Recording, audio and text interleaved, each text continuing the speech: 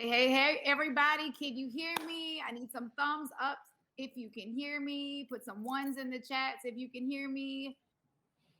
All right. I think we're good. I think I made it in. Well, everybody, welcome to the Coors Light Leagues Cup hang. I am so excited to be here today. This is absolutely going to be one of the funnest hangs. If you have ever been a part of a hang, I think this one is going to be the one to tops it because we got beer, guys. That's right. We got Coors Light. Everybody has Coors Light. So this is actually going to be a really, really fun time. You know, tonight is all about celebrating FC Dallas in the inaugural Leagues Cup season alongside former Dallas sports stars.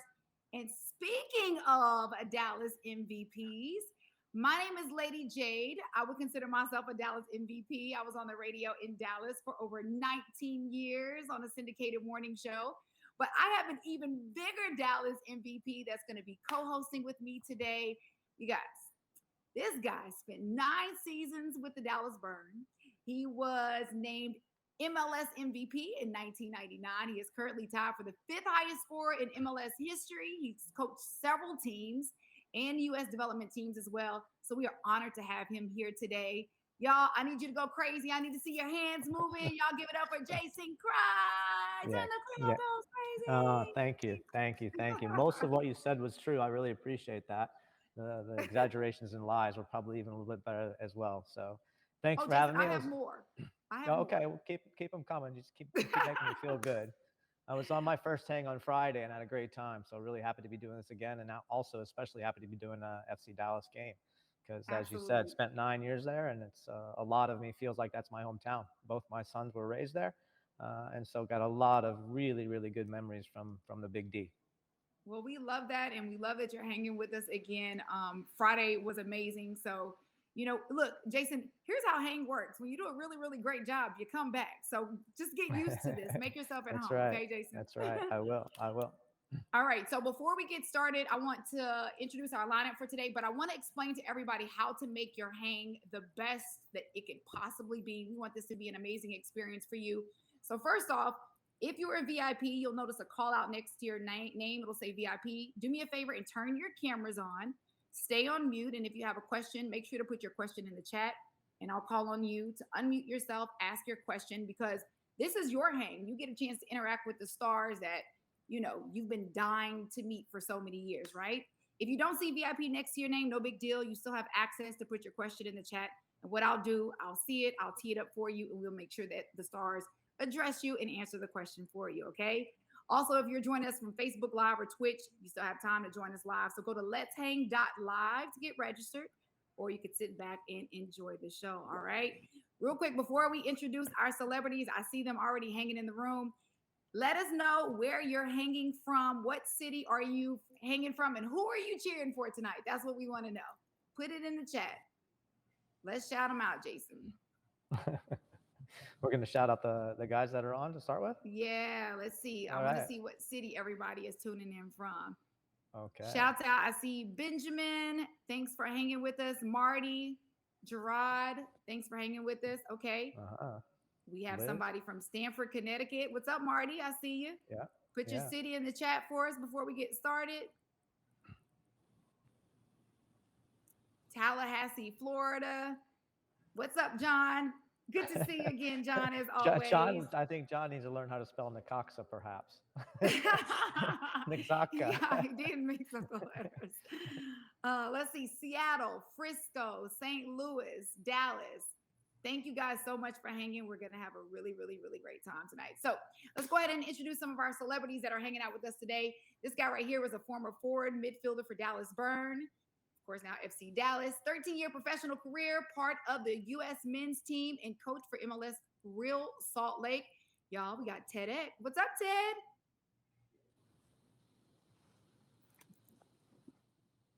It's the mute button. It gets us every time. Bottom right corner is the mute button. Yep. Are you with us, Ted? All right, we'll come back to Ted. We also have Mark Dodd hanging with us today. What's up, Mark? How are you? Hey, how are you, Jay? Good to see you. Doing great. Mark, we're so glad to have you. Former goalkeeper for Dallas Burn, a 10-year professional career, also part of the U.S. men's national team. And I hear that he's probably one of the smartest guys on the hang today, but we'll talk about that a little later. Oh man, Also, you were we just have inflating egos all day. That's what I'm here to do. That's why they bring the lady in to hang with all the fellas, right? This is part of the job, okay? Also, we have a very special guest. He's the right back for FC Dallas from 2017 to 2020. Most recently played in the Primeira Liga in Portugal. Y'all give it up for Mr. Reggie Cannon. What's up, Reggie? What's up, guys? Can you hear me? Yes, we can. Yeah. Okay, just want to make sure. I'm just starting to get the hang of it, but really happy to be here and obviously support my former Dallas boys. So let's get it. I love that. And I love how you said get a hang of it. Parachin, right? Also, you guys, this is really cool. This man is considered the best U.S. goalie and one of the best players in the U.S. men's national team history. A hugely successful career in the MLS and EPL with Manchester United and Everton. Minority owner of Memphis FC in the USL. Named Humanitarian of the Year in 2001 for his foundation supporting children with Tourette syndrome. You guys, joining us on Hang is Mr. Tim Howard. What's up, Tim? What's up, Jade? How's everybody? Good to see some of my old friends, and look forward to making some new ones. So this is a pretty cool opportunity. No, this is going to be a blast. Thanks so much for hanging with us. And last but certainly not least, and you know we have other guys joining us throughout the hang, so don't worry. Former striker who played for Dallas and many other teams in MLS and internationally. He had an incredible 40 goals and only 90 appearances in Dallas. That is outstanding. Also played for the national team and now works as the brand ambassador for FC Dallas. What's up? We got Mr. Kenny Cooper joining us. How are you, Kenny? Hey, y'all. Great to be with you. Excited to be with some of my personal soccer heroes as well. So this is amazing. The soccer nerd in me is just buzzing right now. And I see some of your fans going crazy. Shouts out to David B. He's so glad you're on today. So I love that. So before we get started, I need everybody. It's time for us to do a cheers. This is how we. Yep. Look, I got the old school. I see a lot of you fancy folks have the twist off. Cool. Reggie, you're twisting it off. Jason, you're twisting that. Mine's got actual Leagues Cup thing on the can. This is special. All right. Old school too, Jade. You had that pop the can. I like that. That's you gotta right. get I like that the sound. Right? I love it. Well, this is our first cheers of the night, the first of many. So cheers to an amazing hang, everybody. Cheers. Take a little sip. Cheers. All right. So I'm going to tee up the first question, and I'm going to let you guys have it. Jason, I have to ask you because tonight is exciting. This is the first time FC Dallas and Necaxa have faced off since 1998, from what I'm hearing. Yeah. So what are your thoughts on tonight's game? And then I'm going to let the fellas just have the guy talk, and we're going to take questions. Again, don't forget to put your questions in the chat. You want to talk to some of your favorite celebrities, and I got you. So what do you think about tonight's game, Jason? Well, first, I think it's going to be a really interesting game, obviously. You know, anytime that you've got an MLS team playing a Liga MX team, you've got a bit of rivalry, right? A bit of bragging rights there, and MLS is lagged behind for a lot of years. So it's a lot of extra motivation, I think, for any of the MLS guys to do well in these games, perform on these games, and hopefully get a win. I would like to throw the question, the first part that you asked me there, because when it was mentioned to me the other day that we had played Necaxa in 1998, I scratched my head and I thought, well, surely I was in that game or somewhere around it, but I do not remember it. Mark, Dodd, do you remember that game, 1998 against Necaxa? Okay, clearly both of us have taken too many shots to the head because I was literally thinking the same thing. I was like, wait a minute, 98, I remember we played Cruz Azul in a CONCACAF match, and that was a horrendous match for me personally because in the last couple of minutes I broke my hand and it cost me a trip to the World Cup. So really costly. But I really, where the heck was Necaxa? Are we sure about this? Yeah, so I dug a little more into it and figures because we won a tournament the year before, the U.S. Open Cup. So that qualified us for what was called, I guess at that time, the CONCACAF Champions Cup or something like this. And it was basically a 4 or 6 team tournament that was all held in Dallas, all over a long week. So I literally do not remember Did we just play reserves? No, I think we played. I vaguely remember it because I do know we got our butts handed to us. I think the score was like a 4-0. Good. So yeah. Yeah, Great. we'll hope that FC But Dallas will do a little better tonight. And just to update everybody, kickoff's about to happen here in Dallas.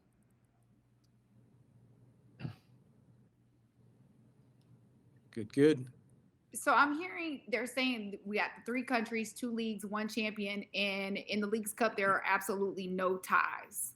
Yeah, it's an interesting concept, and Kenny had mentioned it before the show started, because Charlotte played Dallas on Saturday night, I think it was, or Friday night or Saturday night, and they went to a draw, went straight to penalty kicks because every game has to be decided. But the interesting part, I think, on top of that, is that the winner doesn't get 3 points; the winner gets 2 points, and so the loser of the penalty kick shootout actually walks away with 1. So it'll be an interesting scenario to see who ends up advancing out of this group, with both Charlotte and Dallas on 1 and 2 points respectively. So I got to ask you fellas, kicking off the Leagues Cup, which one of today's players actually reminds you most of yourself? Now, be humble, guys. Be humble. Kenny, this one should be for you, Kenny. Well, I got to say, it's so exciting to watch Jesus Ferreira play these days. He's I think, a completely different player to me, but he's obviously high up the field. He's scoring a lot of goals these days. He's so exciting to watch. He's scoring for the national team. He already has 10 goals this year, scored 18 last year. I get to see him on a daily basis at training, and he's just like, the level he's playing at is so impressive. I guess I didn't answer your question because I don't think I think he's a lot better than I was, and we're currently, I think, tied for the same amount of goals, and he's only 22. So, Jason, I think he's coming for your record in the next year. He is, and I just worked with him in the Gold Cup and the Nations League, and I made it pretty clear to him that I hope he gets transferred because I don't want him breaking my record.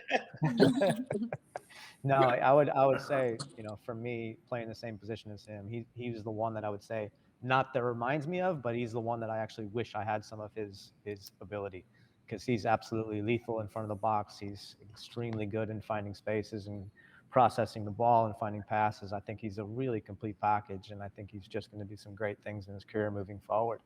Kenny, can I ask just a backup question to you real quick? What's the temperature in Dallas right now? Oh my gosh, my car said 103 today, so it's been brutal here. And then a third one, and I promise I'm poking fun here a little bit, but why aren't you at the game? I'll be there for the second half. Oh, okay. I got my kid on ready to go. All right. No, but it's hot here, and I think Dallas is one of those places I don't think any team, opposing team, enjoys coming to in the summer. Dallas, Houston, the temperatures are so extremely hot. It makes it difficult. So I think it could be a good advantage for us because we train in it every day. Yeah, for sure. Reggie, where are you at these days? Yeah, actually, I can answer that Dallas Heat question because I'm training in Dallas right now at 12:30 in the afternoon, and it's absolutely miserable. I'm not gonna lie to you. That heat is killer. But right now I'm just training, getting ready for my next move. So okay. Are you training around the FC Dallas training site there? Yeah, they're letting me use the complex and everything, so it's been great. Okay. Nico and everyone's been one-on-ones, Reggie. Tomorrow, one-on-ones. Yeah. Kitty, I'll cross the ball to you. I think that's better. I'll be there. You probably would have to discuss what the fee is going to be for that first, Kenny, right? Reggie, tell me about the hair and the facial hair. I've never seen you like this before. You have always made fun of me at camp for only having this because I've never been able to grow any other facial hair, and it's really frustrating that you're now outing me in front of all these people. I'm not gonna lie. I'm sorry. I apologize. I feel terrible for doing that. I really do. Tim, tell us where you're at these days. I am currently all over. I'm in Atlanta at the moment.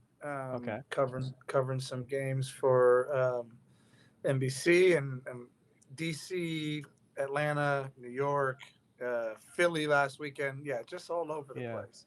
Yeah, I mean, every time I turn the TV, you're on there. It's unbelievable. That sounds about right. It's unbelievable. London in 2 weeks, so yeah. Yeah. It's been good. Do you enjoy all that? I love it. I absolutely love it. It's Yeah, the game gives us so much, and I loved every single second. I cherished every second. But now that I'm done.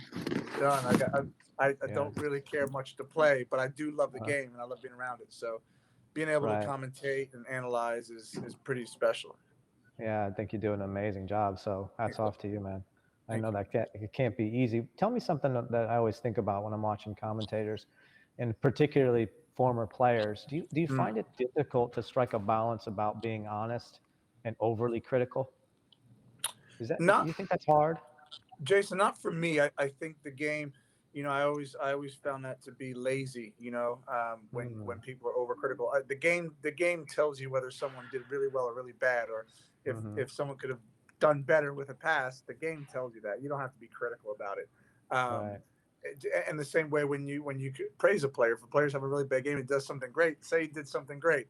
But I also do appreciate that we're all either players or former players, and I do now truly believe I'm on the other side of the line. I don't think you toe that line and pretend that you're buddy with the player. I'm now an analyst, and because of that, I'm on the dark side, and players don't like it, which is totally okay. Yeah. Okay, cool. And then what about just? I mean, I hear about your partial ownership in Memphis. Are you more of a owner from the backside? Are you really involved? Sort of what's your role there? Well, a lot of input. Yeah, a lot of input. At the USL level, you can do that. You can wear a bunch of hats, and I think that's really beneficial for our club. Very collaborative. Still involved in player transfers. I speak to my assistant sporting director and our head coach a couple times a week, sometimes every day. Just feeding their needs. Making sure. I'm kind of up here on the top of the pyramid, and I'm just letting them know anything they need. Shoot it up, and we'll get them anything they need to be successful within reason. So still very much involved in that, and we're doing pretty well right now. Yeah, that must sometimes wear you a little bit thin, huh? A little bit. But I get good sleep, so never is. Nice. Mark, tell everybody. Jason. Real quick, we actually have a question in the chat. David B is dying to get on and speak to Kenny, which I love. Nice. So David, if you want to go ahead and unmute yourself, you had a question and a comment for Kenny, and I love how you've been cheering for him ever since you saw him get on camera. I did. So my question, I'm gonna keep it simple for my guy. Kenny, you talked for years about getting your 100th official goal, and we can argue what's official, what's not official. But the fact is, on live international stream TV in an international tournament, my guy got his 100th goal. What was that like, Kenny? Talk us through it. Oh, man, you're the best, Soccer Dave. Well, so I finished my career with 99 goals, and it's never sat well with me, as Dave knows probably.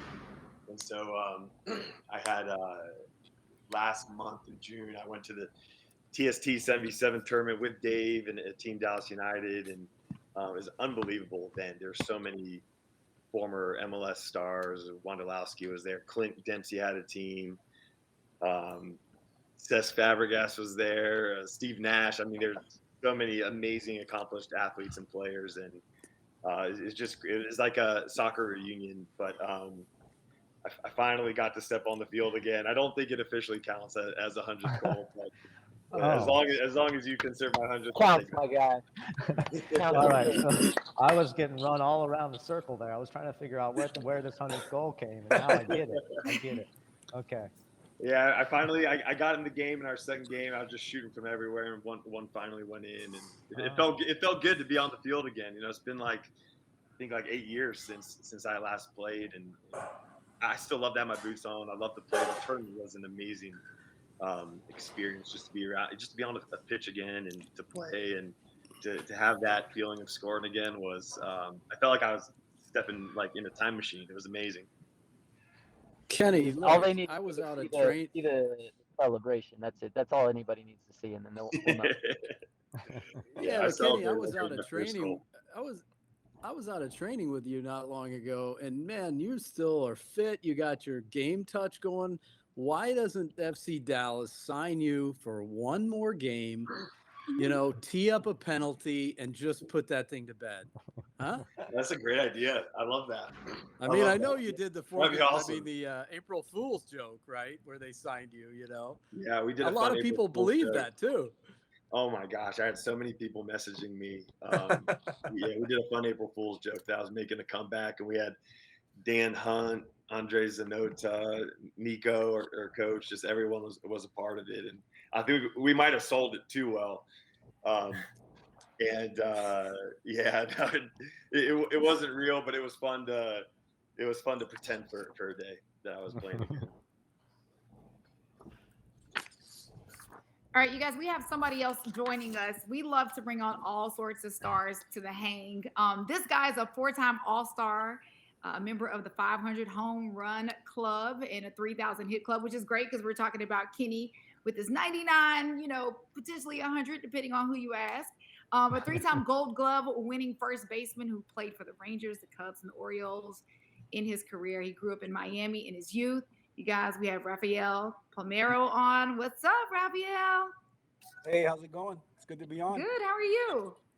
I'm good. Here in Dallas. In Dallas. So look, everybody hates their air conditioning bill right now in Dallas. Dallas is so freaking hot in so many different ways, right? It's hot. Yeah, we have 100-degree weather every day here now, but we're used to it. All of us that live here in Dallas, we kind of get used to it. And you're right, our air conditioning bill is very high. No, for sure. We just, it is what it is.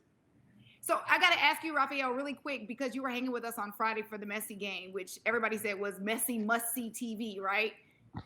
You spent most of your career in Dallas. So are there any athletes now or in the past that you can think of in the Dallas area that you would always say drew the must-see TV audience? Well, the Cowboys were always big when I was playing here. They're still big anyway. But, Troy Aikman and Emmitt Smith, those guys back in the early 90s, they were winning Super Bowls. It was awesome to do stuff with them in the offseason, do charity events. But those were the guys that carried the weight around here, even though, we were the Rangers, just a small little major league team that was not really getting too much attention. But, the Cowboys were big in the 90s, and they were winning Super Bowls, so they deserved it. We see some trophies behind you. You got to show us what you got back there. That's a pretty hefty little collection you got. I got some gold gloves back there. The 3 gold gloves that you mentioned are back there. I've got a couple silver sluggers. The one at the top in the center, that's my pride and joy. That's the Major League Player of the Year, voted on by the players. I didn't win the MVP in '99, which Pudge Rodriguez won it, but the players voted me the MVP of both leagues. So wow. That's my pride and joy. That's fantastic. And I've one of the 3,000 hit batters back there too. One of them is there. Wow. So, yeah. Hey guys, can I jump in real quick just to update you? Dallas Necaxa game here is in the 13th minute, and Necaxa just took a red card on a breakaway transition from Dallas. Like, last man took him down, so they'll be playing down a man for the next 78 minutes. Wow. Yep. Hey, Rafa, real quick, I just noticed something as well. Your trophy case is extremely impressive, but tell us about the hat, the Dallas upside down. Which one? What's the significance there? The one that's the on Dallas? your head. You know what? I got it at a charity event that Dak Prescott had a few months ago, and he gave out these hats. I was at that event. I got the same hat. Well, there you go. We were at the same place. So, yeah, I wear it all over the place. People ask me, and I still don't know what it is. So, yeah, I love it, but I thought there must be do you some know what it is? You know who's... No, honestly, I really don't. I think it's just the new swaggy thing. That I don't know. I see them everywhere, and I was so glad when I finally got one. Seriously, I don't know. Yeah, I think somebody figured out to put the logos upside down, and they're making a whole bunch of money now. You know who we need to check with on this? We need to check with Tim Howard, because he's the most stylish guy in this whole room. Most stylish guy, best dresser. Tell us about the upside down names. What's that? Well, logo? Yeah. Well, Rafa is the most accomplished of any of us here. I mean, I'm jealous of those gold gloves. I want to touch one, but listen, I love the swag. I love the hat. I don't know. I keep seeing it. I keep seeing it everywhere. I still don't know what it is, but I think that's part of the mystery and the swag of it. How do you get it? who's wearing it. I like it. Yeah, I like Colt. It's like a Colt I know item. it is. Nice. Have we said hello to Daniel Hernandez yet? I just see he's in the room. Another Dallas guy. Oh, I didn't see What's him. up, Daniel's everybody? made it in the room, you guys. How's everybody? We have to introduce you properly, Mr. Hernandez, former FC Dallas and Necaxa player, one of the MLS best defensive midfielders during his playing days. Thank you for hanging with us.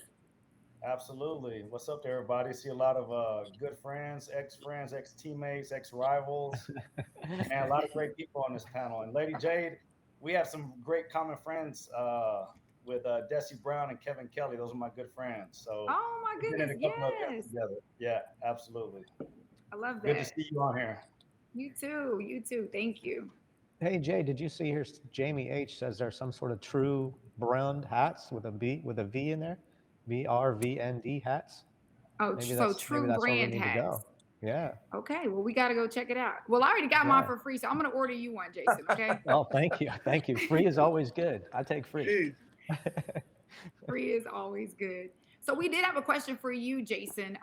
Jim S wanted to know when did he first do the backflip? Was it in college or was it for Dallas Burn? No, it's one of my friends must ask this question because I would never say this on this sort of forum. I guess I have to now, right?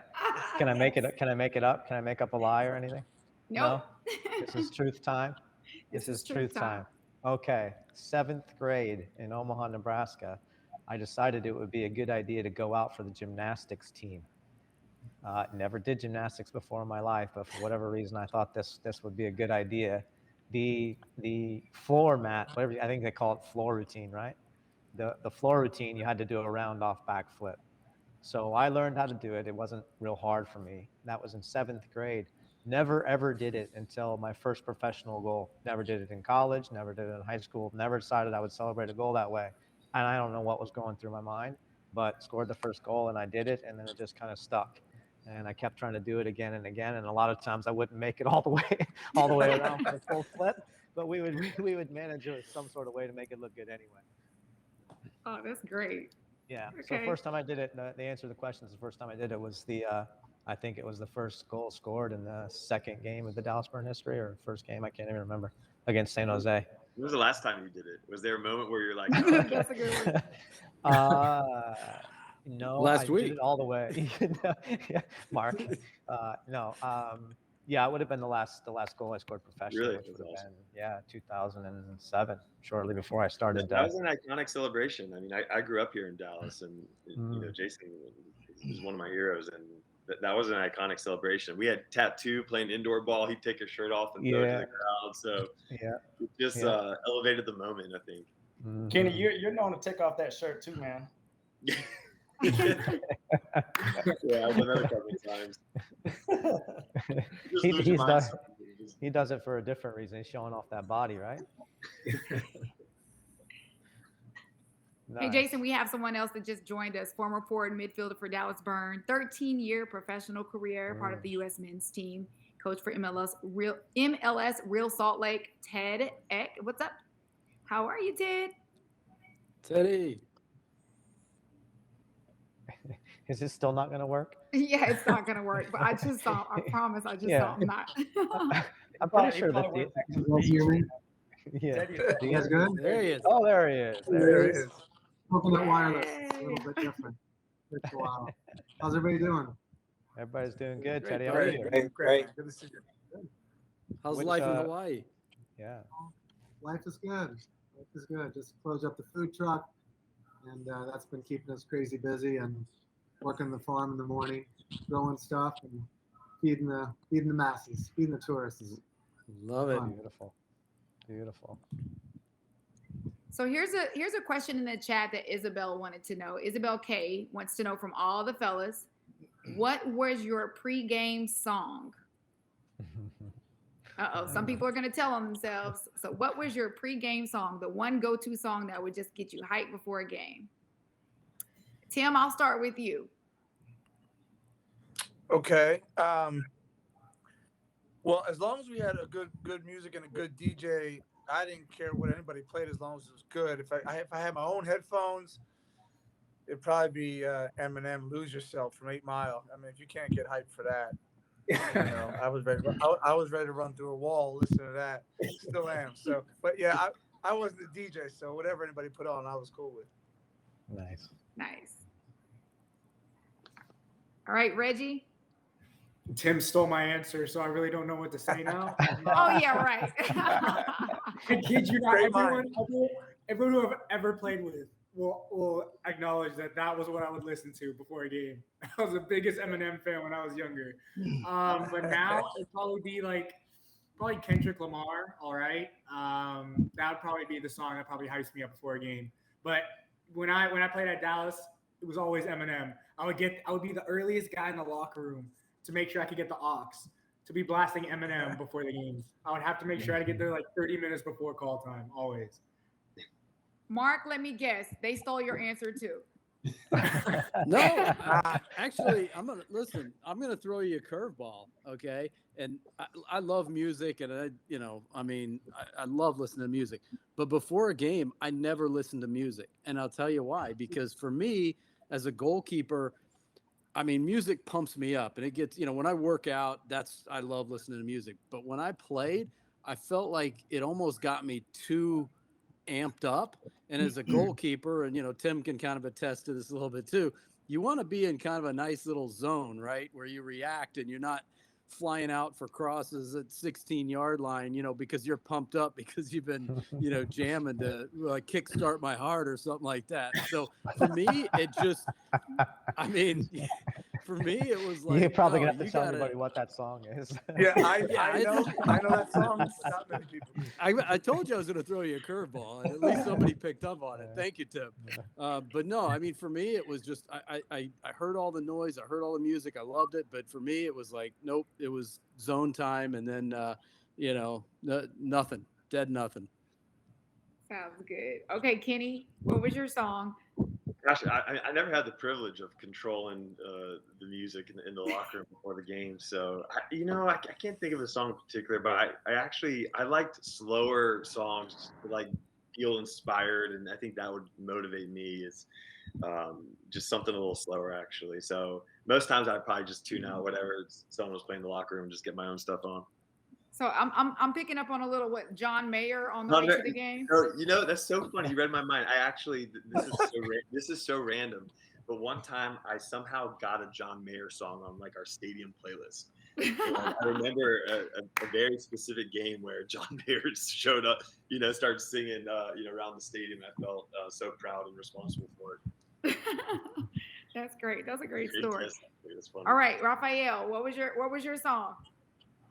Well, for baseball, it was a bit different because our starting pitcher was the one that kind of controlled the music in the clubhouse. And so I was doing my own thing. I was preparing for the game. I was usually in the batting cages about 15 or 20 minutes before the game started. And whatever was playing in there was the music that I listened to. I did have walk-up songs. I had many of them. I just can't think of any of them right now because I had so many. But I remember Puff Daddy being one of them back when I played with the Orioles. But that was about it. The walk-up song coming up like all players do these days. But not in the clubhouse. The clubhouse was owned pretty much by that starting pitcher. That's awesome. That's cool. By the way, Rafael, I just wanted you to know that David B said his mom was your Spanish teacher at Mississippi State.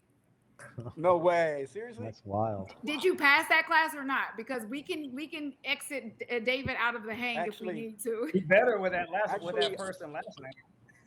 Actually, I took Spanish 1, 2, and 3. I passed Spanish 1 and 2. Spanish 3, I took my junior year in the spring. And I hate to say this, but I never went to class. And back in the day, I was going to get drafted and I was going to go on. So I never went to class. The only time I went was when I had an exam and when I had the finals. And I actually got A's on all of them. And I failed. I didn't pass the class. So I'm sorry to say that if I had to do it over again, I would go back and go to all my classes. But I was a kid. I didn't know any better. Wow. I'm sure everybody has a story like that. Not really. Hey, Jade, quick update from the game. Dallas just scored a goal, 1-0. Sebastian Leggett. Looked like they were going to look at it for offsides, but I think they are going to keep it as official, 1-0. Cool. That's awesome. Okay, Ted and Daniel, I can't leave you out of this question. We need your get hype song really fast. Yeah, Go ahead, Ted, you go first. I'm not going to be anything heavy metal early on in my career. So I was just pumping myself up, especially with indoor soccer. And later in my career, it was classical music because I wanted to calm myself down and chill and get in the zone. So nothing specific, but early on, it was all about the energy. And then later on, it was all about, keeping a level head and getting in that zone and calming myself down before the game. That's awesome. Daniel? I think for me, it was always something just nice and slow. I had to calm myself down. I think all these guys could attest it. If I listened to something hype and, something crazy, I would have been red carded out of every game. I was already so hyped. So, I always listened to 90s R&B. That I had that listen to something to calm me down. So 90s R&B, I was anything 90s R&B. That's what I listened to. Yeah, Daniel, you're definitely giving me Jodeci vibes. hey, D, I think, D, did you introduce me to DJ Screw? You know like it. That's my guy. That's my yes, guy. sir, DJ Screw. Oh, man, those good old days, Tim. Good old days, boy. Oh, we need the DJ Screw story. Come on, you can't bring that up, Tim, without telling us what happened.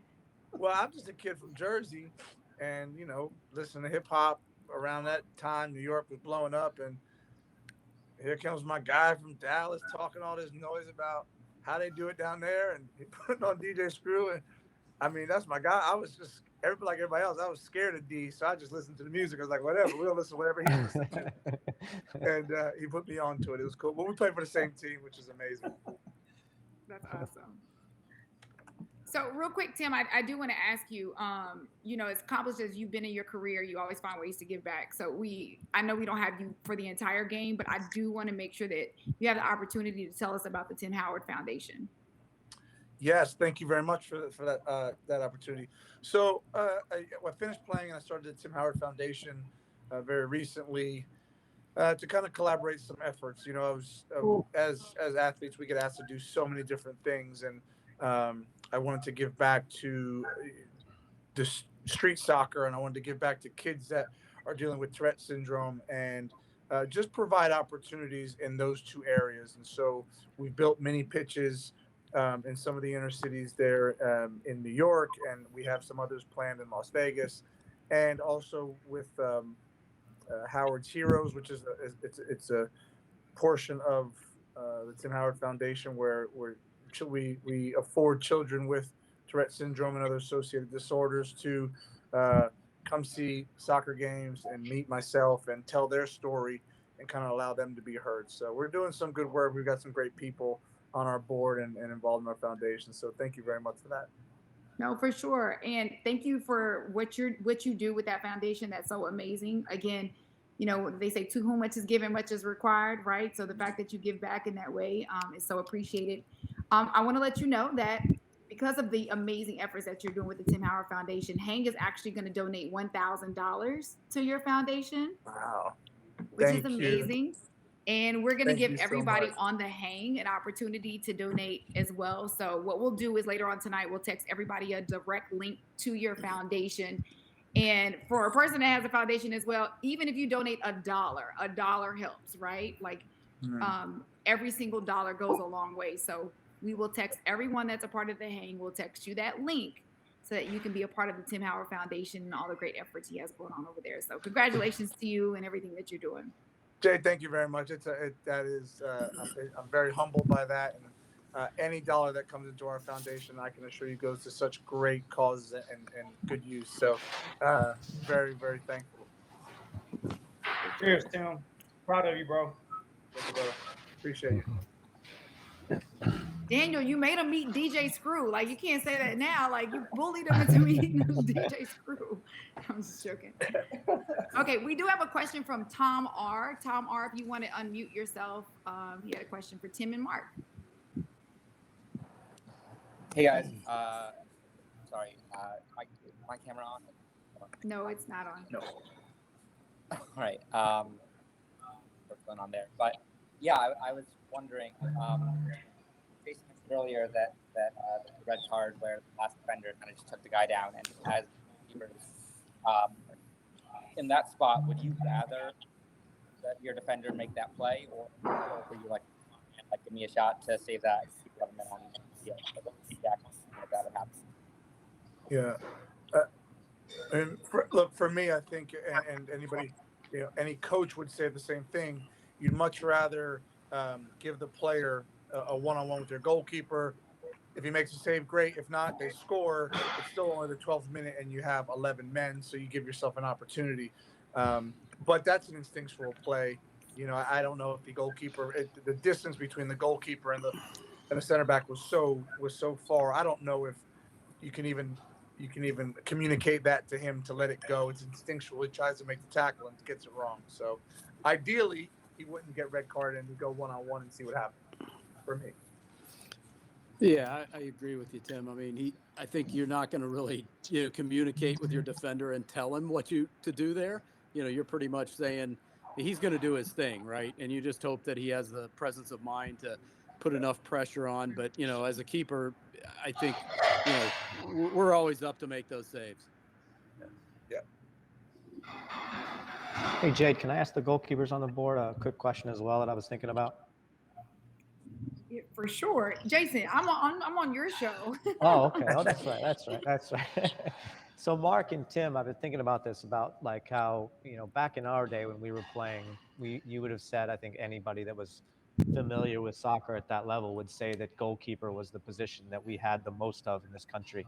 We had so many talented goalkeepers back in our day, and now there's a real thought that there's quite a bit of a dearth of goalkeepers in our country right now at young ages. Do you guys agree with that, first and foremost? And if you do, could you offer us like some reasons why you think that might be? Go ahead, Mark.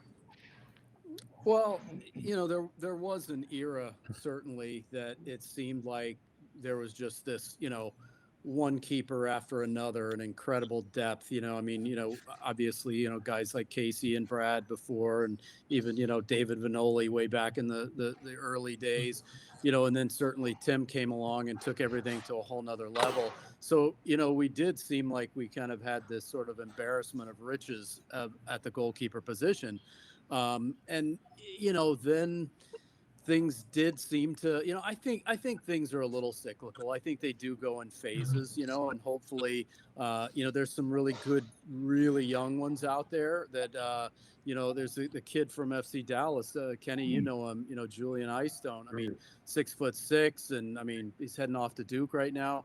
So there's definitely talent out there, but I think it just kind of comes in waves.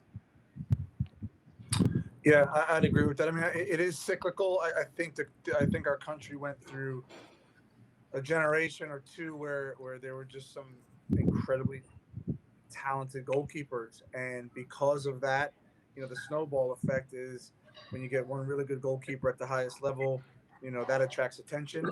And I caught the windfall of that. I had 2 or 3 or 4 world-class goalkeepers that came before me. So then when it was my time to either go to the national team or go abroad or play in the MLS, people said, oh, the American goalkeepers are great. And people took a chance on me when they didn't necessarily have to.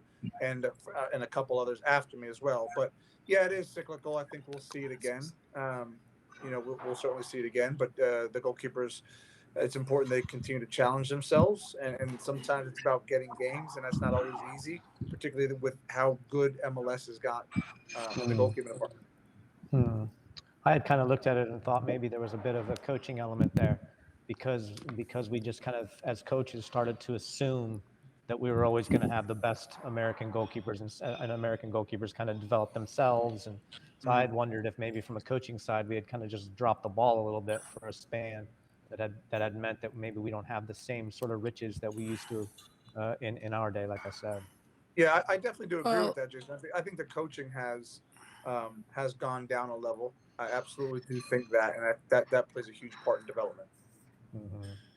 Yeah, I totally agree with you, Tim. I mean, I've had a chance to look at a lot of, young teams and young players and coaches, and it seems like, there's, and maybe it's because clubs and teams haven't prioritized the goalkeeper coach. They're always, and years past, maybe the lowest paid on the coaching staff or whatever it is, or youth teams. A lot of times it's just, almost a volunteer, that kind of thing. And really, as it's such an important position. You got to have top level talent, coaching the young guys.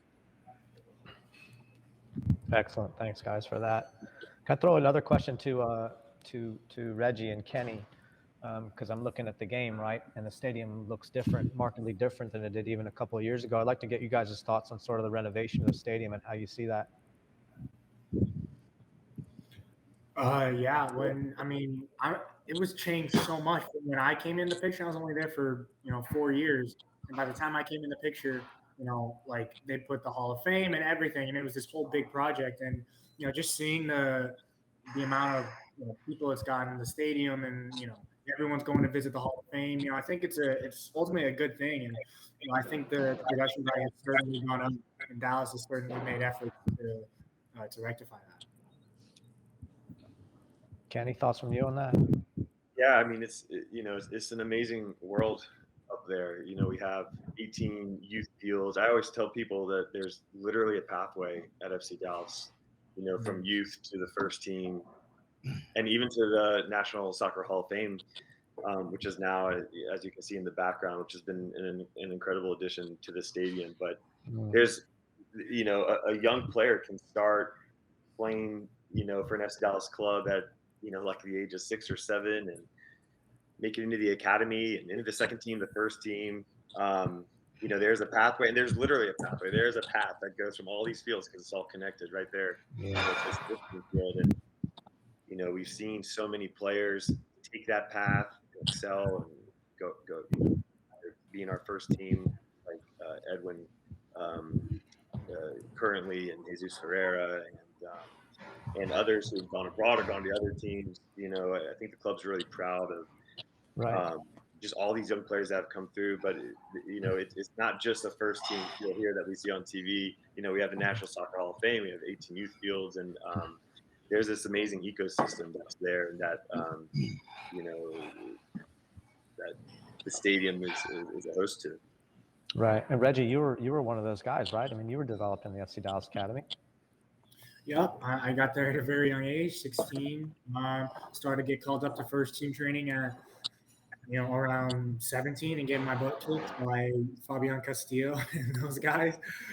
So I definitely think there's a huge pathway that goes into FC Dallas' youth production. Obviously they're producing so much talent, and I could just go through the whole list of guys that not only in Europe are also killing in MLS. So Dallas definitely has the model figured out. Okay, great. And Reggie, do you still follow Dallas on a weekly basis? You consider yourself a fan and supporter of the club? Of course, I would sometimes stay up in Portugal, late nights and watch the games. I always try to tune into a game when I can. Just love to support my boys, Paxton, Jesus, everyone that's still there. I've got close ties to them, and they were obviously my best friends when I was at the club. So of course, I always try to catch a game when I can. Nice. I figured so. What about what's your situation now? You're looking for a club now? You got one online, or what's going on? What can you tell us? Come on, give us a scoop. Yeah, we got some stuff on the table. I'm just right now taking time to make a decision. Because I definitely want this next landing spot to propel my career to that next step. And I really feel it's going to be that right move as long as I'm patient and take time to think through all of the necessary decision making that I'm going to have to do. I really think there's going to be a really good landing spot for me. Right now it's just being patient, taking time, and seeing where it is. Awesome, man. For those of you guys that don't know, Reggie's probably one of the most intelligent and well thought out professional players I've ever had the pleasure of spending some time around. So good on you, kid. Thanks, Jason. Appreciate that, brother. Nice. Teddy, tell us, in Hawaii, are you involved in the soccer at all down there? And what does that look like? It's pretty dismal. I would say the soccer scene, at least on Maui. On Oahu, it's a lot bigger. On Oahu, several youth clubs and a lot of players that come through those youth clubs and then end up going onto the mainland. You get a player or two from Maui that'll go onto the mainland and go in one of the academies, but it's not that often. There's just not that big a population here. The competition isn't great, but they're working hard. The coaching's a lot better now. I ran a little club over here from 05 to 09 called Maui United. That's changed over to Albion, and now they're getting a lot more notoriety. A lot of the players are coming over the mainland from that club specifically, but not any other clubs really. That's the main one club on Maui, and we've got to go over to Oahu to get competition, or go to the mainland to get competition. And that's probably the number one challenging thing here, is just the competition. And then also, the kids play everything. We're out surfing, and then they'll, go to soccer 15 minutes late in their sandals, and so it's not that not that intense of an atmosphere for the kids. And it's more just kind of chill, and most all of them don't take it that serious, but enjoy playing and love playing and get something out of it. Some go on to college, but very few will go on to a very high level. But I did coach for the first time ever, which I've done a lot of youth soccer coaching, academy coaching, coached in the pros for a little bit. I coached high school soccer last winter, and it was an eye opener. It was unbelievable, because I showed up the very first day to coach and realized that the high school, it's a prep school, they don't cut anyone, so whoever shows up, you coach. So I had 35 kids show up, and I ran this session, and I had a couple of the better kids in the state on my team, which was great. But it was a trip running the session, my very first session. I got done with it. One kid came up to me and said, "Coach, that was great. That was so much fun. That's the first time I've ever played soccer." So trying to coach this group of kids, which was from kids that can barely kick a ball to some very good players, was, it was fun and challenging. Probably the most challenging coaching I've ever done. But we ended up getting third in state, and the kids were happy and had a great experience. Oh, wow. Man, that just seems absolutely crazy when you say that there would be kids that are like more into surfing than they would be into soccer, right? You just think about surfing as like a leisure activity, but no, it's like part of life there, right? Yeah, for sure. That's great. It's the number one thing kids do out here, for sure. Excellent.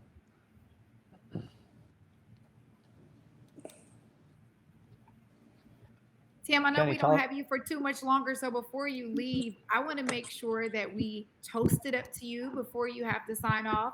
Everybody has their beer. Yes. We are going to do a Coors Light toast, because I know you have to run. Thank you so much for joining us today. As we know, nothing goes better with the game than a cold Coors Light, the official beer of the League's Cup. It's cold lagered, cold filtered, cold packaged. You got that crisp, refreshing taste that makes every moment cheering on your team even better. You can get yours now by clicking on the ads in the hang, or go to drizzly.com. Cheers to you, Tim. Thank you so much for hanging with us. We appreciate it. Great to see some good friends. Thanks, Jay. Appreciate you. Go Dallas. Hey, could I ask Tim a question before you disappear? Oh, yeah. John, you know what? You did have a question. We have to let you jump in. Tim. Tell me. So for you, I'm watching. We all watched Messi on Friday with that free kick. Is there anything the goalkeeper could have done to stop that? I think if there's anything a goalkeeper could do, they'd have done it a long time ago, a couple of decades ago. He's you know what? I oftentimes think with Messi that you should probably cheat and go, but I've seen him reverse it into the other corner, and then you look like an idiot. So hoping and praying is probably a whole lot better than luck with him. It's just I think when you witness a godlike figure or greatness, you just have to hope on his day he's off, as opposed to you being great. But so there's so much pressure on the goalkeeper in that situation to begin with anybody behind that ball. But when it's somebody like that, what's going through your mind as a goalkeeper? Are you actually factoring that in, or does it not matter? I'm going to set up my wall. I'm going to tell the wall to jump, because I don't believe in this under the wall stuff. And I'm going to trust the wall. I'm going to make it big, put my central defenders in there. And then I'm going to stay true on my side so I don't get beat. And if he can get it up and over the wall and down, you got to tip your hat. Great. Thank you. He scored 2 goals tonight. Is he going to run the table? Is Miami going to get back into this thing? I saw. It's probably going to happen. I tell you, this guy's amazing. Yeah, they look really, really good in possession tonight. Just the number of chances created and clinical around the goal was shocking. Yeah, really good. They got a chance. So, the knock on the Chicago Bulls at the beginning with Michael was they relied too heavily on him. I mean, they were winning, but they weren't winning championships ultimately because everybody just passed it to him and won. Is the same thing going to happen there, or is it a little too early to worry about that? I think it's probably early to say. I think there's also, with there's being 11 players versus 5, there's certainly a mathematical factor there as well, right? With other multiple other people in and around the goal scoring areas.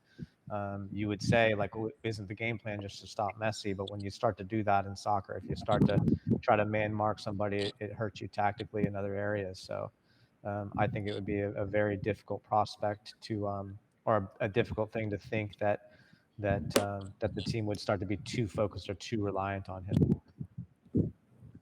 And the truth of the matter is, he's that special. So wouldn't you want to be? Good point. Thank you, guys. Cheers, John. Thank you. Rafael, I think earlier you must have you spoke it up. We have one of the best Dallas Cowboys players joining us right now. He is a former defensive tackle, 2-time Super Bowl champion, and second team All-Pro, Mr. Tony Casillas. Hey, Tony. Hey, cheers, guys. Great to be on here with you guys. Cheers. Cheers, Tony. Cheers. That's a really great background. Where are you, Tony? Yeah.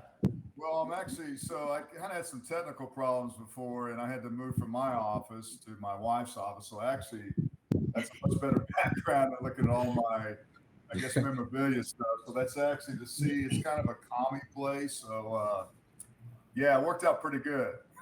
It does look like a nice place. Maybe you should do some yoga or something in there, huh? You know what? Hey, she does Pilates all the time, and yeah. I'm just lucky to be able to bend over and touch my toes. So I'll leave that to her. But yeah, it is. It's not like going to the sea or the ocean to relax, and the beach and all that. So yeah, I'll pretend I'm there along with you guys. Nice. So Tony, I have to ask, do you have your Super Bowl rings with you? Ooh. I do. Oh. Well, you know what?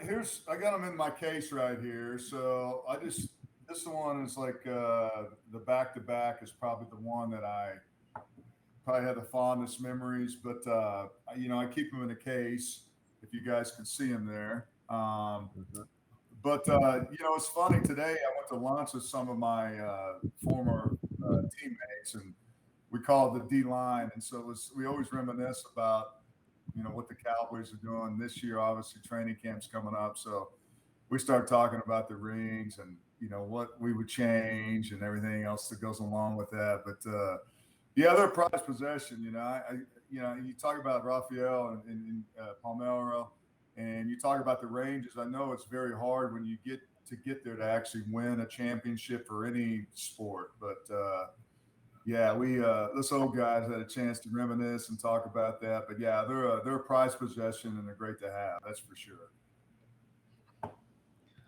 I hope that case sits in a safe somewhere too, right? Well, let me tell you about. So here's the thing about the Super Bowl rings. Unless you keep them in a safe and unless you have multiple ones, which I do, by the way, but they've been misplaced before. Trust me. And you know, when I first got them, I wore them all the time, and I quit wearing them.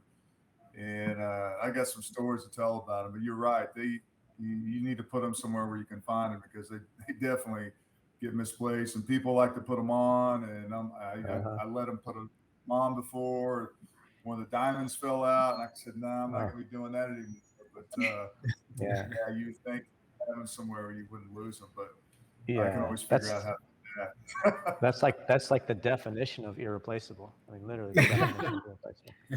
Exactly. That's awesome, man. All right, halftime. Did you get a ring when you won the MLS Cup? Do you have a ring from that? I do. I absolutely do. And the truth of the matter is, I don't know where it is. Really? No. Well, you know what happens when you move every 2 years is you start to forget about where everything exactly is. And that's been my life for the last 8 or 9 years, is moving every 2 years. So that's the difficulty of professional sports. Wow.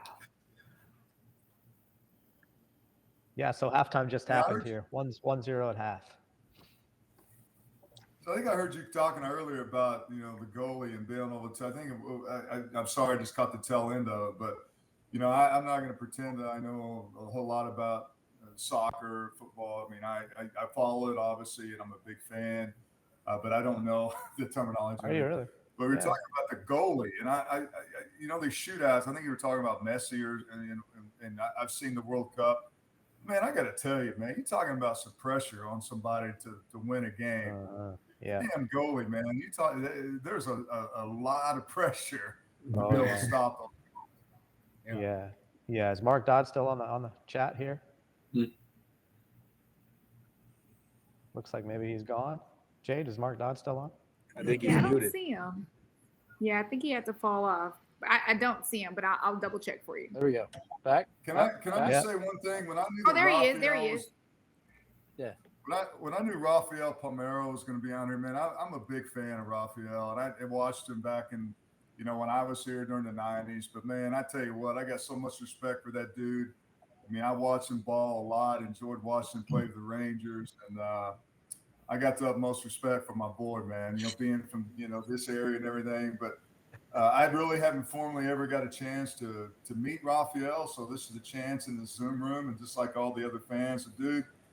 I'm gonna show a little love to you. I enjoy watching you play, brother, and cool. wow, you're a tremendous player, man.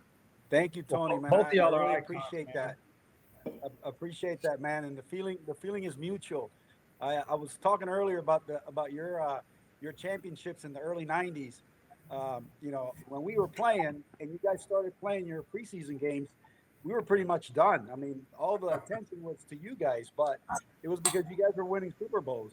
And I was a big fan of yours. I was a big fan of Troy and Emmett and Michael Irvin and Jimmy Johnson and what you guys did in the '90s. Man, that's pretty good. That was pretty special. And as a fan, we love the Cowboys. We still do, and I'm sure you do as well. You guys were tremendous back then, and I have a lot of respect for you as well, man. Yeah, I just remember you and Juan Gonzalez and Yvonne and yourself and I will say this about one guy that I think is whenever they opened up the new stadium. I believe it's a new stadium, Go Live. I think it was, or anyway, it may have been. We had a home run derby, and I remember the first time I met Jose Canseco, and I hate to judge people by what the first experience, but here I am, this big football player, and they invite me out to this other football players for a home run derby, and I'm. Back then, man, I'm like about 300 pounds. I need a big bat. So I went up to Jose and I said, Jose, hey, you mind if I borrow your bat? He looked at me and he goes, dude, you'll crack it. And he wouldn't let me borrow his bat. You got 50 of them, man. But no, I'll shut up. But you're that era and watching you guys play, so many Hall of Famers, potential Hall of Famers. But man, it's great to be able to watch you guys. So mutual love, man. Respect. Well, thank you, man. Same here. Yep.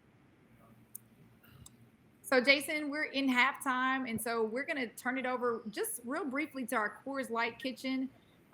We have celebrity chef Jonathan Harrison. He was on Gordon Ramsay's Next Level Chef. Yeah. So, all the fellas on here, we know you love to eat, right? That's and we right. love a good snack, especially while we're watching soccer. So, Jonathan, what you got cooking over in our Coors Light kitchen?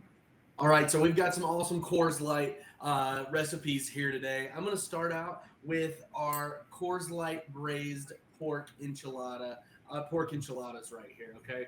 We took a couple heads of garlic, some Coors Light, and we let this go for about 6 hours in the oven, low and slow. Shredded it up, stuffed it inside some tortillas, sprinkled some cheese over the top, and we have got some really beautiful enchiladas coming out here right now. If they don't fall apart, there we go. Okay, we got them coming out of there right now. Got that cheese pool, okay? And then we've got some stuff going on top of them. We've got some of this beautiful Coors Light beer cheese right here. I made this with some Mexican melting cheese, jalapenos from our garden, and some Coors Light, And we're going to get that going all over the top there, okay? And then we've got some avocado right here. All right, going on top of there. a little messy, but you know what? It's game food. You know what I mean? You gotta have it. You gotta have it. Yeah, it's pretty awesome. And messy, that kind of works, right? All right. So, but yeah. So we got some pickled red onions going on top of here, and then I'm gonna finish up with some pickled jalapenos right here going on top. Okay. Then our next recipe, guys. I'm gonna put this back here. We've got some. You got to hold it up really fast so we can see it. We can't see it. It's a little far. We got color galore there. Oh, wow. I mean, it looks so good. I love this stuff. Yeah, I love good. it. Yeah. I mean, and so then I'm going to push that over, And then we've got some braised short rib nachos. I took some chilies. I know, right? I took some chilies. I took a couple of Coors Lights, and I braised some short ribs in that. All right. So we're going to come back here. I shredded it up. I heated it back up here. We're going to take all that goodness right there and put it over the top of our nachos. Okay. And then I'm going to put everything I want to on top of those. A lot of it's going to be similar, but that's okay. I've got some fire roasted salsa that I made this morning right here. Go over the top right there. I'm going to throw those pickled red onions on top because I freaking love these pickled red onions, and they are just so good. And then I've got some cotija cheese going over the top of these right here. Okay. Right there. I've got some avocado going on top of that. All right. And I want y'all to check that out right there. Again, color galore. And I mean, it is just so delicious. I love it. Now, who gets to eat this? You're right. What did we say? Who gets to eat this? I think I'm about to dig in right after this. Okay. Yeah, I know it's not fair. Not fair.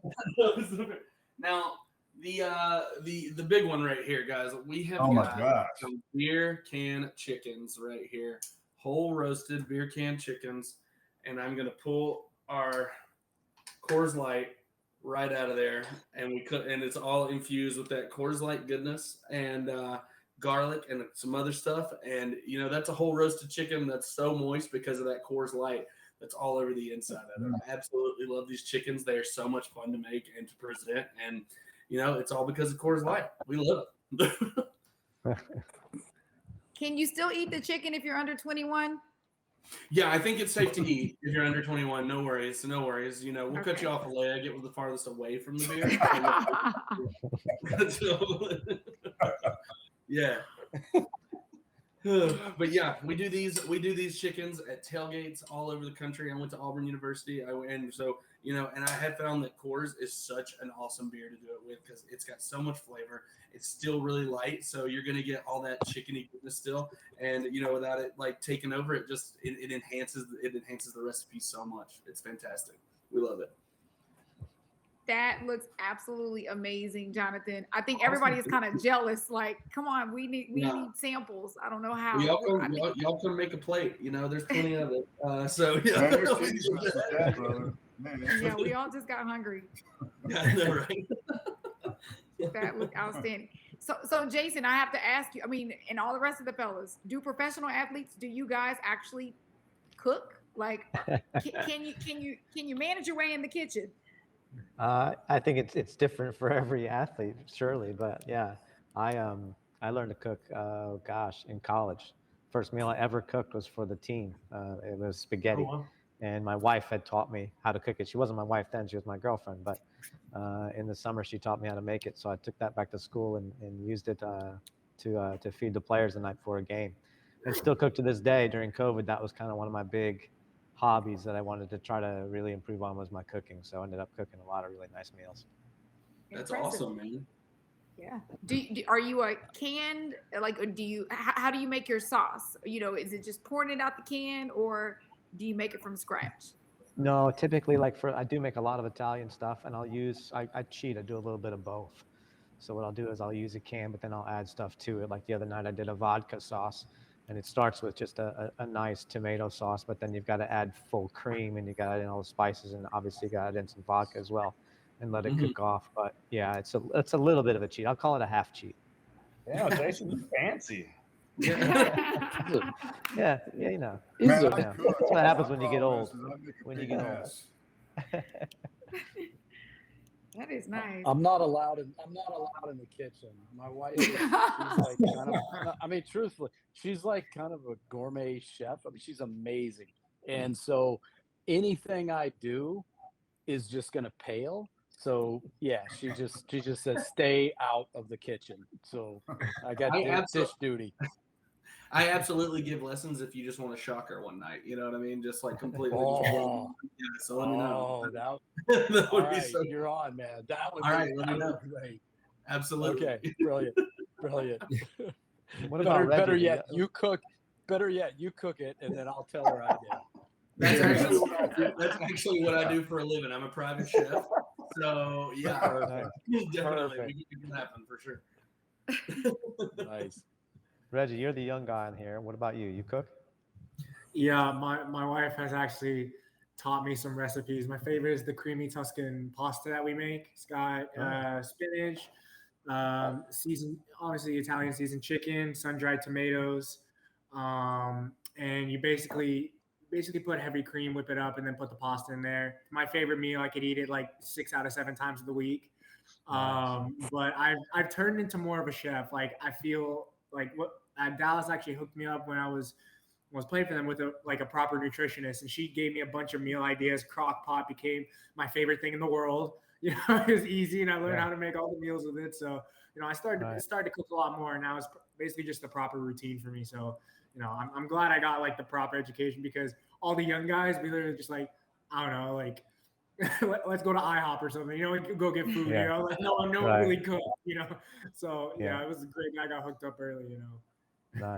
Nice. We should stay on food too, because Teddy mentioned earlier that he feeds the locals down there in Hawaii. Or sorry, he feeds the travelers that come there in Hawaii.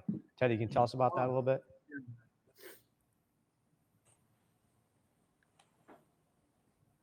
Nope, I think you muted him. Food has a little bit. Can you hear me? Jackfruit has a little bit of that pulled pork texture. So we do a barbecue jackfruit, and then we make the tacos out of organic maza, hand pressed.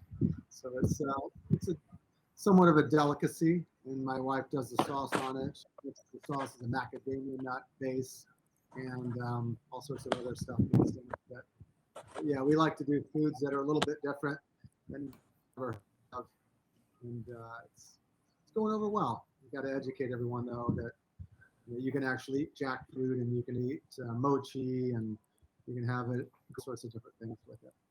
But we lost the first part. We lost the first part about what you were saying. What type of food is it? So we do a lot of tacos. So jackfruit tacos. We'll do Okinawa sweet potato tacos. We'll do that as well. So what we do is we make our own sauces for the barbecue sauce for the jackfruit, and then we'll also do our own sauce for the sweet potatoes as well. And it's a little bit different type of food, but it's nice because sometimes I get bored with food, so it's neat to have a different type of food that's from the island. It's fresh. The Okinawa sweet potatoes grow here, the jackfruit grows here, so it's all local and fresh, and macadamia nuts as well. So that's the base for the sauce, and we try to do it as homemade as possible. That sounds amazing. So back to the game here. The second half is now kicking off. Dallas is still winning 1-0. The score didn't change at halftime, so that's good. Awesome. Hey, Jason, since we're going into the second half, I think we should do a really nice giveaway. What do you think? Oh, I think that sounds great.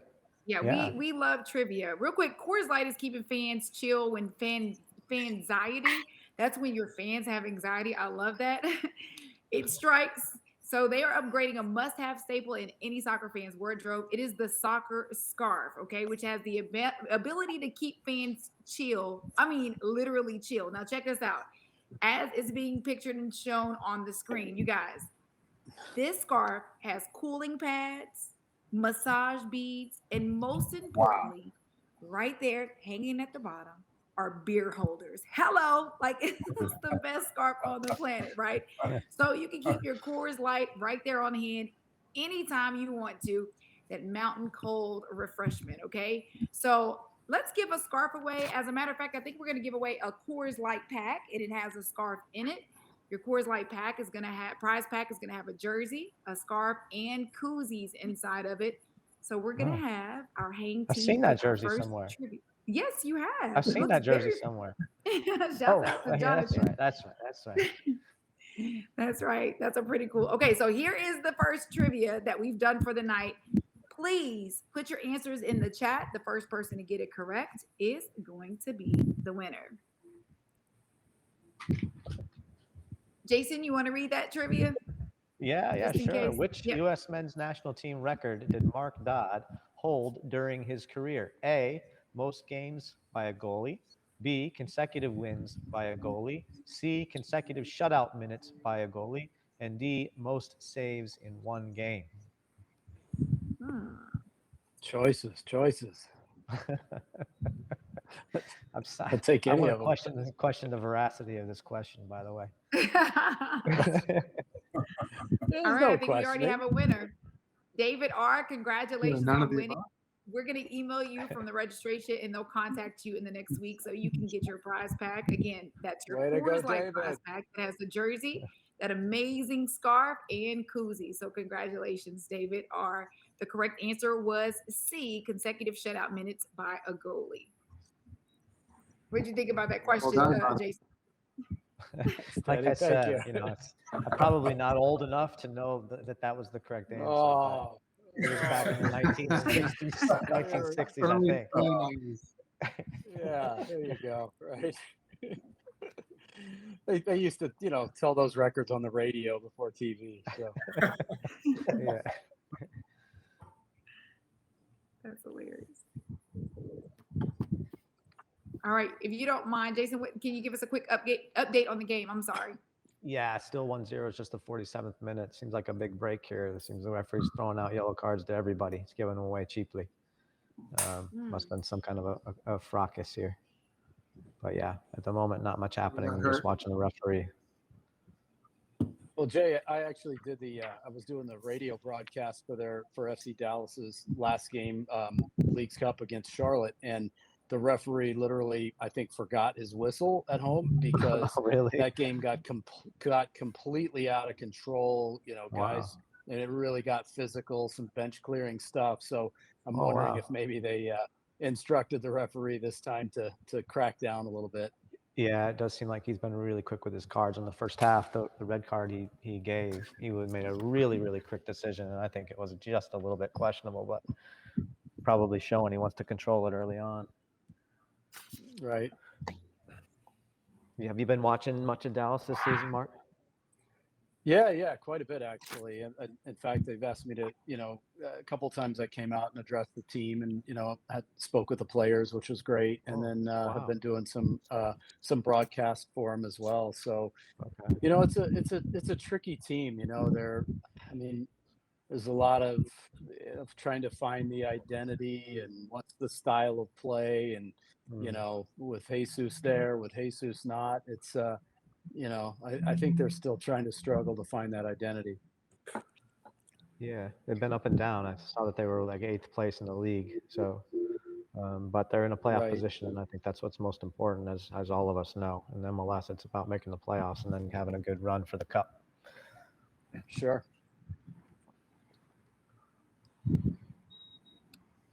Daniel, hey, real quick, Jason, if you don't mind, can I ask Rafael, Tony, and Daniel a question really quick? Yeah, please.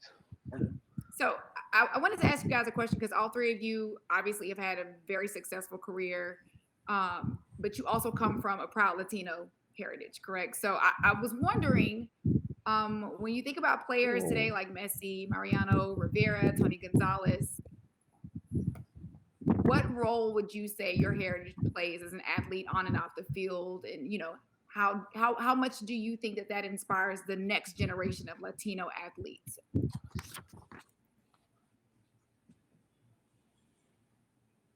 Tony, you want to go first? Oh, yeah. I was, you know what? I think, for me, I always, I think a great question is to ask yourself or ask someone, what advice would you give the 21-year-old version of yourself? And for me, it would be able to speak be bilingual. When I say that, I grew up in Oklahoma. You know, I had 65 first cousins. You know, my dad, you know, he's a very rich culture in Spanish, but I grew up in an environment where it was very prejudiced, and we weren't allowed to speak it. So, you know, I think when I started, when I was in going into college at Oklahoma, the pronunciation was different where I live. It's more like an Anglo neighborhood, and it was more pronounced, more kind of Anglo type of pronunciation. And so when I go to my grandfather's house, my other uncle, it's pronounced Casillas. And so, you know, I think that at that point, I realized that that was the reason why my family, my dad, didn't speak the proper pronunciation because of just the prejudice. So when I went to college, I made it a point to make sure that I reached out and really understood my culture, being Hispanic. And obviously, when it came to Dallas, man, there was so much connection because, you know, Texas, there's so many Hispanics that live here, and just kind of identified with me as a player. And I just kind of embraced that. I think that that's something that I would always, you know, I kind of drew from support and really embracing that and being proud of it. Because at times it was kind of embarrassing because I start speaking, you know, Spanish people and like, hey, Tony Casillas, and I'd say, you know, I'd have a conversation and they would kind of lose me because I wasn't fluent. So I think that really kind of drew I would say my strength towards my culture, and really just with kids, and really just, you know, my message with them is like, hey, embrace where you're from, embrace your culture, and really kind of use it as a vehicle to motivate yourself and really kind of, you know, steer your way through you know, your culture to be able to look up to you. And I think that that's kind of the biggest thing I ever learned about being, you know, Latino, and really just embracing that. It's just to tell kids, look, it's a vehicle for you. It's not something you got to be proud of it. So I think that's something I really was inspired by. Well, you know, I grew up in Miami in a large Cuban community, with Puerto Ricans, with Dominican Republican kids. And if you look at Major League Baseball today, there's so many Cuban players. When I played, there weren't very many. And even before my time, there weren't very many. So I think that I did play a role somewhat in inspiring that next generation of Cuban players. A lot of these guys actually grew up in Cuba watching me play when I was playing. But if you look at the makeup of the Major League Baseball players today, there's a lot of Cuban players. There's a lot of Puerto Rican players, Dominican, you know, that Latin American, you know, influence. And I think, like you said, it's just the players that played in the 90s, Mariano, myself, A-Rod, Pudge, those kids looked up to us, and they wanted to be us. They wanted to follow in our footsteps. And I think that we made a great impact in our communities, and we actually have inspired that next generation. And they're doing some great things. There's some great Cuban baseball players that are doing some great things in Major League Baseball today. Yeah, I probably would just say proud. I mean, that's the biggest word I can think of. Obviously, Latinos are super proud, and I just think of a lot of pride with my last name, my heritage. You know, growing up, I'm half Mexican, half white, and but growing up, playing soccer all the time, I spent all my weekends in the Mexican leagues, like back in my hometown in Texas, in East Texas. And so I was always around the Mexican culture. My dad's from Mexico. So, you know, I just have a lot of pride wearing that last name. I had the fortune to also play in Mexico. So being here in the States, you know, I wore that last name with a lot of pride, just knowing that there were a lot of, you know, young Hispanics trying to get to the next level, but not just in sports. You know, I made it a point for myself after I retired from soccer to go back and finish my college degree. All those things were important because I knew there was people looking up to me, and we're on a huge platform that, you know, it's again a lot of kids looking up to us, and so I've always tried to just I guess showcase myself the best of that I could, and be a great example to those young kids. But on the opposite side, I would say this: you know, I played in Mexico, And in Mexico, I was considered an American. I was considered a gringo in Mexico. So being half white, I was considered a gringo. But I will say that I also had the fortune of being able to play for the Mexican or USA national team growing up, just because I had the double nationality. And so it just was always a pride thing for me, and always trying to be a huge example to the youngsters coming up. Again, my dad being from Mexico, he was the first from his family to come over. And he ended up becoming a high school soccer coach. He ended up being a college soccer coach. So, and that's without any sort of degree. I mean, he made it coming from Mexico. And so I think it gives a lot of hope to a lot of Hispanics. No, thanks, guys. I really appreciate that. I love the transparency, and thank you for sharing your personal stories. That really means a lot. We actually have a question in the chat for Reggie. Joey, if you'd like to go ahead and unmute yourself and ask your question to Reggie. Joey. Yeah, first and foremost, as based on the last question, so phenomenal, Jade, on your behalf. Definitely want to give you credit there for that. I actually share a common bond there with Daniel. Have gone through the same kind of complex, if you will, and so kind of a two-parter and direct because of that. Reggie, another game on right now, of course, is Wrexham. I know you're kind of you're out there, and so I wanted to kind of throw out that Hollywood possible ending and see if that was something you would be interested in participating and joining alongside those guys. And then for the whole panel, I'm sure you guys are familiar to some extent, wanted to see how high do you think their ceiling is with Deadpool at the helm there. Well, first off, I definitely appreciate you throwing the fishing line out there and letting me take the bait. So I appreciate that. But obviously, what's going on with Wrexham right now is absolutely incredible. With Ryan Reynolds having a project there, and then it growing to this big expansion club is really interesting. And obviously, the ceiling there is incredibly high. I think when you have supporters that are excited about the projects as they are, and the investment to match the hype that the fans provide, I think that club is just built on success. They have all the right profiles for the players. They're hiring the right players for the jobs. They keep climbing ranks.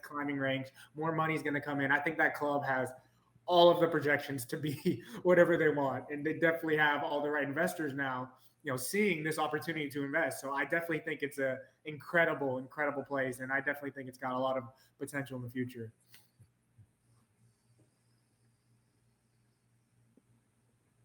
Wonderful, thank you. As far as the second parter with Daniel, Tony, and Rafael specifically, Daniel, you had the chance to play, like you mentioned, for both the U.S. national team or as well as Mexico's. You experienced firsthand having that complex I refer to kind of the Selena movie, where the dad says being Mexican American is hard, and seeing Jesus Ferreira and Brandon Vasquez coming and making that decision, do you believe that will be an additional motivator?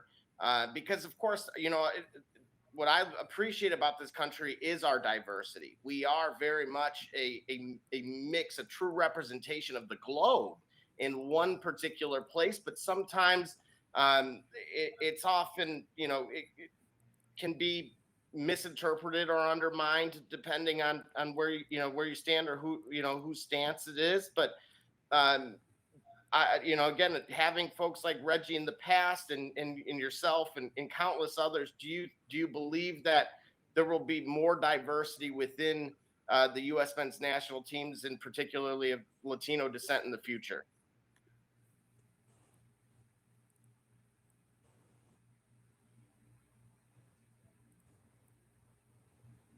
Daniel, I think you're muted, Daniel. Can y'all hear me now? Yeah. Yeah, so I think that's what makes America the best country in the world. It's all the diversity here, and you've noticed on the national team all the change over the past couple of years of, again, the names that you mentioned, Ferreira, Vasquez, Zendejas from Mexico as well. Those guys have decided to come here and play for the United States. And I think that will happen more and more moving forward because they see the opportunity here. They see the vision here in the U.S. And so they know the great vision and where this national team is going. And that's probably one of the reasons why 2026 will probably be the greatest opportunity for this national team here in the United States. So I think we'll see that more and more.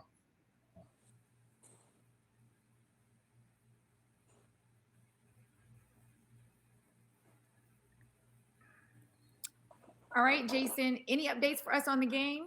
Still 1-0, 61st minute. About 5 minutes ago, during one of the guys' great comments there, Necaxa had a really good chance, and it was an incredible goalkeeper save to keep it at 1-0. But 1-0, Dallas is still up a man, and looks like I would think they'll be able to hold this off. So, Jason, I have to tell you my soccer story, okay? All right. I played soccer 1 year in the third grade, and I don't know why they put me at goalie.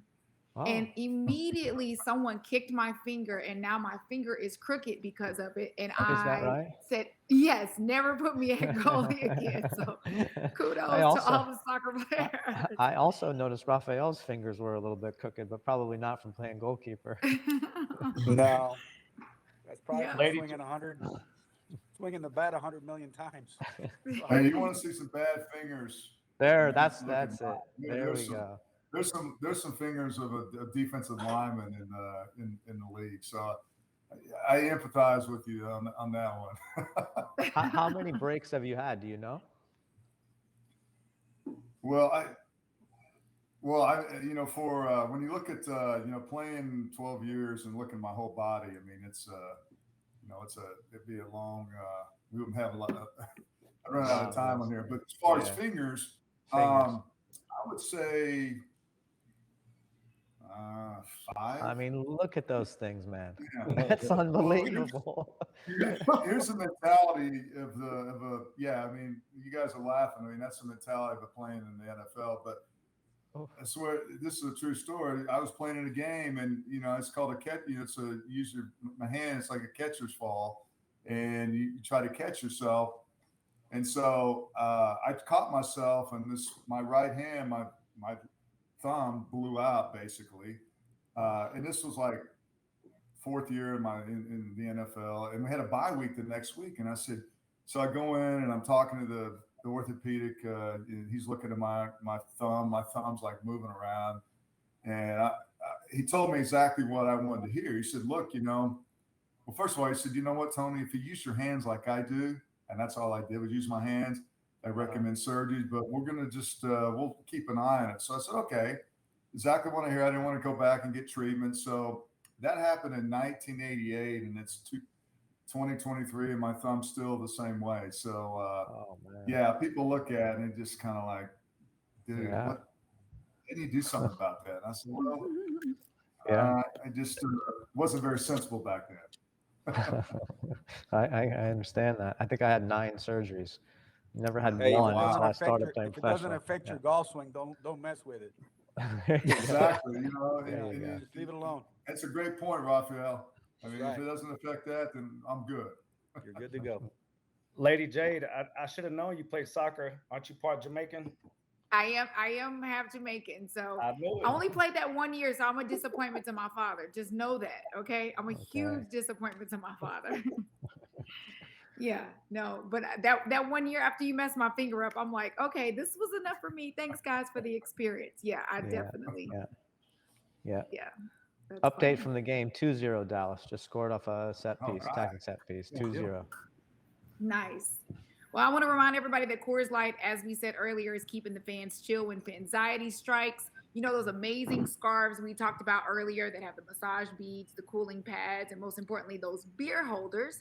Well, these scarves have been selling out online, but I want to remind everybody you can actually win them today and other great prizes at CoorsLightSoccer.com. That's CoorsLightSoccer.com, or just click the ads in the hang now through August the 21st for your chance to get that scarf. And Jason, I think before we check out, we might as well give one away. We need to go ahead and give away another Coors Light prize pack, which also includes that incredible scarf and the jersey and the koozies.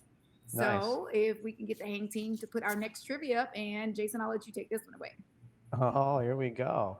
FC Dallas used to be called the Dallas Burn. Who scored the first goal in the Dallas Burn history? A, Hugo Sanchez. Speaking of amazing Mexican soccer players, by the way, Hugo Sanchez. B, Jason Kreis. C, Ted Eck. Or D, the superstar Colombian, Leonel Alvarez. The first person to put the answer correctly in the chat is going to be our winner. Oh, the chat went so fast on this one. I think I see who it is. Yep. Jason, I'll let you take this one away because congratulations to Luis B. And what's the correct answer? Correct answer is B, Jason Kreis. And for bonus point, I'd like to ask the follow-up question. Who was the assist? Who made the assist of that very first Dallas Burn goal?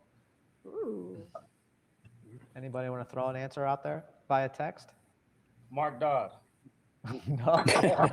No. I was thinking the same thing, but yeah. My friend from Hawaii, you want to speak up now or what? He's just cheersing us. The answer is Ted Eck. Yay! No way. Myself and Kerr, right? I think double assist. No. Oh, yeah.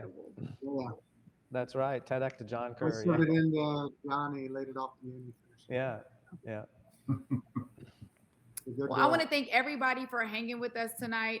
Tonight was actually incredible. Hearing your stories was phenomenal. Jason, first of all, thank you. You made my job so easy tonight. So it was just a pleasure to be able to co-host with you. Tony, Reggie, Daniel, thank you. Ted, thanks for jumping on. Rafael, thank you for jumping on. Let me see, making sure, I don't know who else is left. Anybody else left on here? I want to thank all the guys that jumped on here tonight. We had Daniel on, Mark, thank you, Kenny. Of course, everybody who hung with us tonight. I want to remind everybody to stay chill during the Leagues Cup and go to CoorsLightSoccer.com to enter to win branded Leagues Cup gear now through August the 21st. And we have some upcoming hangs, you guys. We hope you had fun today. So fall's just around the corner, and we had a great lineup of college and pro football games coming your way. So please make sure you go to let'shang.live, get your VIP tickets to hang this fall. Look, no matter what the sport is, we have an incredible time right here on Hang. So get them before they're gone is all I'm going to say. Fellas, it has been an honor and a pleasure to hear your stories. Ted, we're all jealous of you because the way the wind is blowing in your hair, we all need to be in Hawaii. Okay, I'm just going to put that out there before we sign off. You do. That's right. I agree. We're all going to do our next hang in Hawaii, hanging live with you. Okay, how about that? Yes. Now we're talking. That would be incredible. Mark, I see you pop back on. Thank you so much for your time today. Thank you all. Y'all have an amazing night. And we'll see you on the next hang. Cheers, everybody. Thank you, James. All righty. Cheers. Yeah. Cheers, everybody. Cheers, everybody. Cheers. Cheers.